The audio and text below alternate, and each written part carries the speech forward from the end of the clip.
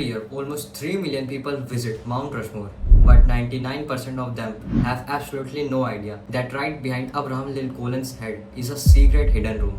Back in 1930s, the mastermind behind the monument, a sculptor named Gutzon Borglum, had a crazy vision. He did not just want to carve the four massive presidents into the side of mountain. He wanted to build something crazy that called a Hall of Records. Imagine a massive 800-foot long tunnel carved straight into the solid granite. Borglum wanted this room to be time capsule for future civilization. He planned to store America's most scared documents like Declaration of Independence, the Constitution and the Bill of Rights. So his crew actually started blasting into the mountain with dynamite. They managed to carve out 70-foot deep tunnel into the rock right behind Still Collins' hairline. But then disaster hit. In 1947, Borglum suddenly died, and because World War II was just starting, the US government completely cut the funding. The tunnel was abandoned, left as an empty, dark cave for decades. But where it gets really interesting. The government did not just forget about it. In 1988, they secretly went back inside to the mountain. They did not finish the giant 800-foot hall, but they did finish the Borglum's time capsule.